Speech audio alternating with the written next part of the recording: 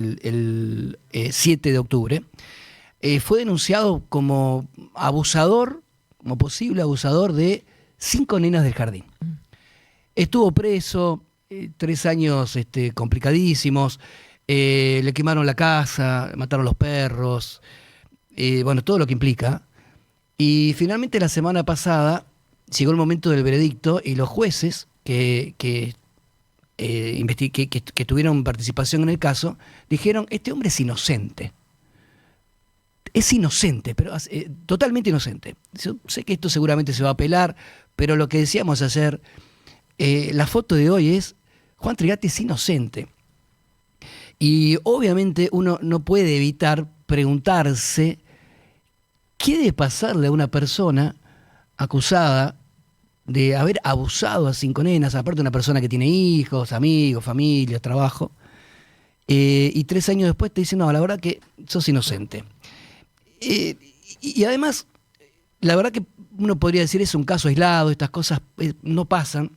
Sin embargo, el mismo viernes, es decir, también la semana pasada, Ignacio Mendoza, nuestro compañero, publicó la historia de Sergio Martínez. Y el título es La increíble historia que vivió Sergio Martínez. Pasó 2 años preso por un homicidio y lo declararon inocente. A este hombre, a Sergio Martínez, lo acusaron por un homicidio ocurrido en Santa Rosa. El homicidio de Nahuel Casco. 2 años preso. Yo no me puedo imaginar lo que debe ser estar 2 años preso y después diga, mira, sos inocente. Y yo me acordaba, o nos acordábamos de algunos otros casos, pero son los casos que nosotros conocemos. Intuyo que hay más casos. Por ejemplo, el de Luis Leguizamón, un electricista barra albañil que estaba trabajando en la zona de Arroyo Leyes, construyendo una pileta. Lo confundieron con otro Luis Leguizamón y lo metieron preso acusándolo de haber sido el organizador del copamiento de la subcomisaría de Arroyo Leyes. Tuvo 1 o 2 infartos dentro de la cárcel y después dijeron, bueno, no, usted no era, nos equivocamos. Y si nos vamos un poquito más atrás, el caso del bioquímico Alfredo Sadonio, detenido, pasó el fin de año y Navidad preso sin saber por qué, y lo acusaban de haber organizado nada más y nada menos que el asesinato de Hugo Oldani. Y después de mucho tiempo, fue declarado inocente. En realidad fue apartado de la causa porque ni siquiera llegó a juicio, porque también se habían equivocado. Bueno, esto pasa evidentemente más de lo que debería ocurrir.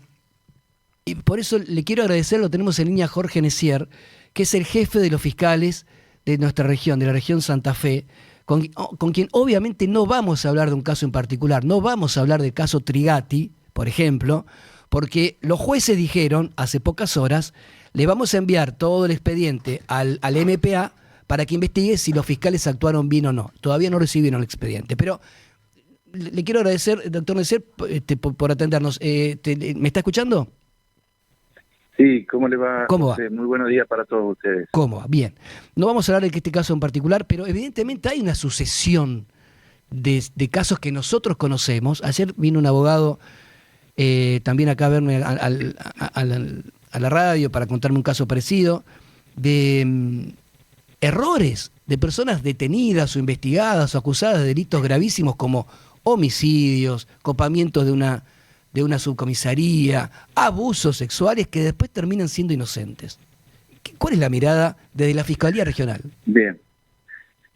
Me interesaría sumar incluso un dato o una información a lo que ustedes acaban de mencionar de 2 absoluciones en muy pocos días que se dieron. Uh-huh. Hubo una incluso la semana anterior, la absolución de una mujer que estaba imputada de haber dado muerte. Bueno, de hecho, dio muerte a su pareja. El tribunal entendió que había razones para suponer que podía llegar a haber dudas sobre una eventual legítima defensa de parte de sí, por eso la absolvió. O sea, tuvimos en una semana o 10 días 3 absoluciones en juicio. Y esto, por la cercanía o proximidad temporal, parece demasiado, pero es exactamente el 50% de todo lo que hubo en el año. En el año hubo 6 absoluciones y 3 se dieron en este espacio temporal acotado, por lo cual parece demasiado. Uh-huh. Y son 6 absoluciones sobre más de 60 imputados que fueron condenados. O sea, es aproximadamente un 10%. 10%.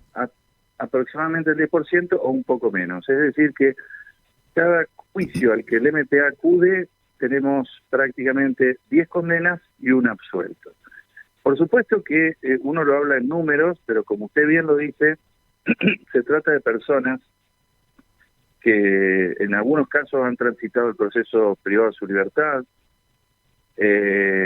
y también está el supuesto que no podemos dejar de lado, ni mucho menos desde el MPA, de las víctimas que estuvieron también aguardando el desarrollo de un proceso para poder cerrar una situación traumática que muchas veces tiene que ver con una muerte o con una situación de abuso, que es, por ejemplo, el caso que se dio la semana pasada, cuando estuvimos junto a estas víctimas, una vez dictado el veredicto, tratando de contenerla y de explicarles, bueno, cómo iba a seguir el proceso. Respecto de, estamos hablando de niñas y de sus entornos familiares afectados. Pero en algunos casos puede tratarse de supuestos errores. Usted mencionó la situación de una persona detenida a raíz de los acontecimientos que ocurrieron en la comisaría Arroyo Leyes hace un par de años. Se habían equivocado de Leguizamón. Era Luis Leguizamón, era otro Luis Leguizamón. Exactamente. En los otros casos son diferencias de criterios, donde nosotros llegamos al juicio no por una cuestión o decisión caprichosa de uno, dos o un conjunto de fiscales, sino que para llegar a un juicio oral y público nosotros tuvimos que atravesar numerosas barreras donde distintos jueces de primera y de segunda instancia validaron que estuviéramos en ese lugar. Hubo audiencias cautelares de prisión preventiva donde un juez dispuso la prisión preventiva y no lo hizo un fiscal lo ha pedido, pero un juez hace lugar a ello. Generalmente eso se apela, va a la Cámara y la Cámara lo confirma. Y luego, una vez que está agotada la investigación y el fiscal hace su requerimiento acusatorio, esto se pone a consideración de un juez que se llama de la etapa intermedia o procedimiento intermedio, que es quien, en una audiencia muy compleja, donde se tratan un montón de cuestiones, incluyendo la posibilidad o no de ir a juicio, la prueba que las partes van a llevar al mismo, un juez habilita esta posibilidad. Es decir, como ustedes habrán visto en otros ámbitos territoriales, como Estados Unidos, que hay una audiencia previa del gran jurado que dice, bueno, esto puede ir a juicio. En este caso, tenemos esa instancia previa donde lo que usted plantea es esto, ocurrió, pero no ocurrió, o sea, no hubiera podido ocurrir sin la anuencia de jueces que fueron habilitando los pasos previos. Exactamente, no quiero con esto de ninguna manera dejar de lado la responsabilidad del MPA, porque esto es un sistema que se denomina acusatorio precisamente porque avanza solamente a través del impulso de la acusación pública o privada, si existe, a través de la querella. Es un sistema acusatorio. Si nosotros no pedimos una detención, un juez no puede disponer una prisión preventiva. No puede disponer un juez la detención de una persona si no se lo pide un fiscal. Ahora, y la inversa, el fiscal puede ordenar la detención de una persona sin el permiso de un juez, porque en algún momento podían hacerlo. Sí. A Sadoño lo metió preso un fiscal, si mal no recuerdo. Exactamente. La detención la ordena un fiscal, siempre la ordena un fiscal, dentro de lo cual, a partir del momento de la privación de libertad, empiezan a correr tiempos muy acotados en los cuales nosotros tenemos que poner la persona a disposición del juez y fundamentar las razones por las cuales queremos que el juez dicte una medida de prisión preventiva. Si el juez considera, como a diario ocurre, que no hay elementos o que no hay riesgos procesales más que nada, entonces se le otorga la libertad bajo alternativa y la persona se vuelve a su casa. Es decir, eso también es algo que ocurre día a día. Personas que los fiscales detenemos, entendemos que existen los 3 requisitos para imponer la prisión preventiva y un juez considera que no es suficiente o se acuerda con la defensa pautas razonables para cautelar más allá de la prisión preventiva. Doctor, cuando nosotros los ciudadanos comunes escuchamos esto, bueno, lo tuvieron preso, lo tuvieron acusado de abuso, lo primero que, hasta una cuestión de sentido común, es preguntarnos, ¿quién se hace cargo? ¿Quién se hace responsable? Yo me imagino que usted lo entenderá. Lo primero que uno piensa es, a ver, le arruinaron la vida a esta persona, lo tuvieron preso, le pusieron un sello de acusado de tal delito o sospechoso de tal delito. ¿Quién paga por este error? ¿Qué se dice frente a esa reacción del ciudadano común? Bueno, los fiscales tenemos, yo entiendo, y esto es una afirmación personal, pero que tengo fundamentos tal vez para decirlo, que los fiscales hoy debemos ser, en el espacio público provincial, probablemente los funcionarios que más controles tienen en su actividad del día a día. Son múltiples controles y fundamentalmente controles muy importantes, muy severos, que hasta pueden importar la destitución del fiscal, como ustedes han visto que ha ocurrido en algunas circunstancias. Y esto tiene que ver con el rol preponderante que tiene el MPA hoy dentro de lo que es una novedosa forma de administrar justicia. Aunque lleve 10 años, podemos decir que todavía es poco tiempo frente a una historia judicial de la provincia, pero en estos 10 años es una institución que, si bien se ha consolidado y hoy es de conocimiento de la comunidad, la forma en que se trabaja, tiene obviamente el escrutinio de la comunidad en cada una de sus acciones. Hoy prácticamente no hay medio donde uno no abra, digo las páginas de un diario, porque yo todavía lo leo en papel, pero digamos las páginas informáticas o digitales, digamos, de los medios, donde no aparezca el nombre de varios fiscales en distintos casos que son de interés de la comunidad. Y tiene que ver con un nuevo sistema de investigación y enjuiciamiento penal que pone el foco en la acusación pública, en este caso ejercida por los fiscales. Y tenemos por lo menos 4 o 5 formas distintas de control, cada una más intensa tal vez. Una primera forma de control que probablemente puede pasar desapercibida o no tenga un interés concreto de parte de muchos, pero que es el control ciudadano, el control que la comunidad realiza de los fiscales de manera directa, a veces en el contacto directo con los fiscales o en las audiencias, o fundamentalmente a través de la intermediación de los medios de comunicación, que son los que llevan y traen esta información. Ese control ciudadano que, insisto, puede parecer que no tiene consecuencias en la función de un fiscal, indudablemente nos coloca en ese foco del día a día de atención que evidentemente a nadie le gusta ser parte de una observación negativa de parte de la comunidad. Y en definitiva es un control que después se refleja a través de otros mecanismos. ¿Cuáles son nuestros mecanismos? Después, ¿Qué controles tienen? ¿Y quiénes controlan? Después nosotros tenemos un control jerárquico, no disciplinario, podríamos decir, sino un control funcional, porque el Ministerio Público está estructurado, como todo Ministerio Público, de una manera jerárquica y, podríamos decir, piramidal, con una figura, con una autoridad superior, que es la fiscal general, y distribuido en las 5 regiones de la provincia, los 5 fiscales regionales. Bien, y como autoridades superiores tenemos, claro, una serie de funciones, atribuciones y responsabilidades de control de la labor de los fiscales en su día a día. ¿Otro nivel de control cuál es?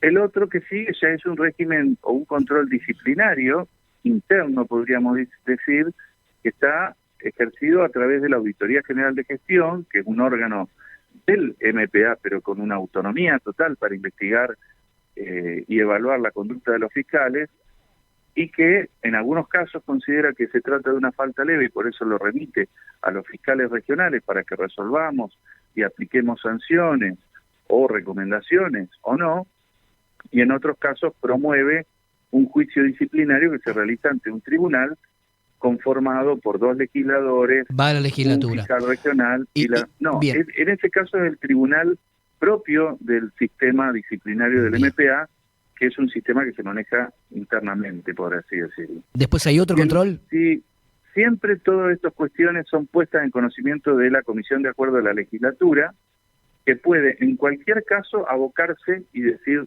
este caso lo quiero llevar yo, y lo toma la legislatura para llevar a cabo la investigación, designa un acusador y la Comisión de Acuerdo decide si promueve ante el Pleno de la legislatura una medida disciplinaria Bien. o no. Doctor, En otros casos, cuando se trata de cuestiones verdaderamente graves que pueden implicar la destitución, el propio auditor es quien dice esto me excede y pasa a la legislatura para que lo siga analizando. de esos 6 casos de este año, en Perdón, donde y hay un último muy importante control que tenemos los fiscales, y es que cada acto que un fiscal desarrolla, ya sea en la privación de la libertad de una persona o en el avance del proceso, siempre tenemos que esa persona imputada está asistida adecuadamente por un defensor público o privado que normalmente se va a contraponer a lo que nosotros decidimos.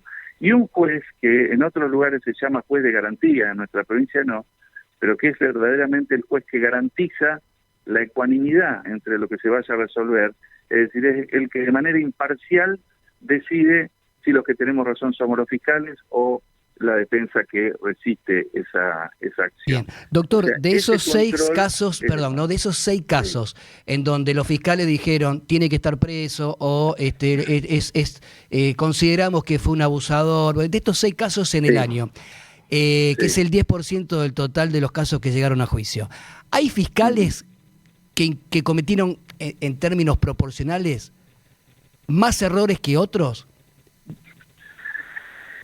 Es difícil evaluar eso. Son 6 casos. Si usted me dice, mire, de esos 6 casos, 4 los cometió un fiscal y los otros 2... bueno, no es tan difícil, son 6. Sí.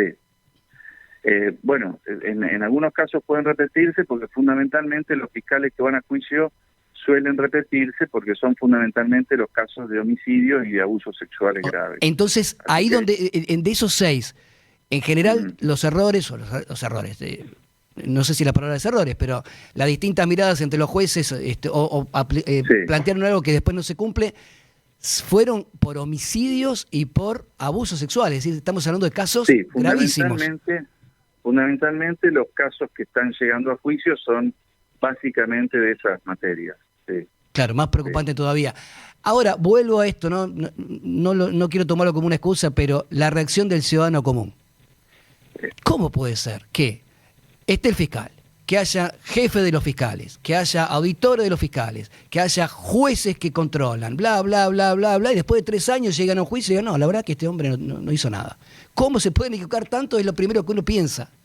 Pero bueno, insisto en que no es parte de una equivocación, sino que es distinto criterio y que de hecho nosotros hoy no estamos compartiendo el criterio de estos 3 tribunales que han absuelto. Bien. Por eso vamos a impugnar e ir a un tribunal superior que en algunos casos revoca la decisión y dispone una condena. Esta sutileza, que no es tan sutileza que usted plantea, es importante. No es que fue un error, es que simplemente nosotros consideramos que la realidad fue distinta.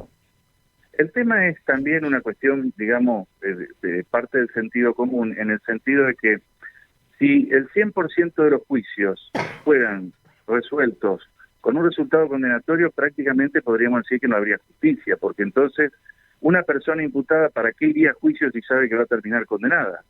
Es decir, una de las opciones, y en este caso estamos hablando que es una de 11 opciones, 10 termina condenado y una es absuelto, y bueno, es lo que determina la posibilidad concreta de que un ciudadano que está siendo imputado de un hecho delictivo grave pueda ser declarado inocente. Claro, perdón mi ignorancia, ¿cuáles son las otras 10? Y nosotros tenemos, este año, nosotros en el MPA llevamos 61 condenas en juicio oral. Sí. En juicio oral, más todas las que se desarrollan a través del procedimiento abreviado. Es decir, tenemos 61 condenas en juicio oral, más alguna que está esperando veredicto, si no me equivoco, de algunos juicios que han terminado o están terminando, pero 61 condenas y 6 absoluciones. Estamos dentro de lo que fue el promedio de los últimos años. Insisto, es difícil hablar de números cuando estamos hablando que atrás de esos números hay personas. Obvio. Somos totalmente conscientes, ¿no? Pero si vamos a una media, digamos, de lo que es un sistema de esta naturaleza, bueno, está dentro de las posibilidades y es lo que permite precisamente a una persona que está siendo llevada a juicio tener la esperanza de que, bueno, está dentro de las posibilidades que sea declarado absuelto. Doctor, gracias por atendernos. A ustedes, Ha sido muy muchísimas gracias amable. y buenos días. Jorge Neciar es el jefe de los fiscales, es el jefe regional, el jefe de todos los fiscales. Yo creo que bueno, la pregunta surge de la reacción espontánea de cualquier ciudadano que no forma parte del sistema jurídico. Cualquiera dice, uy, pero ¿cómo se pudieron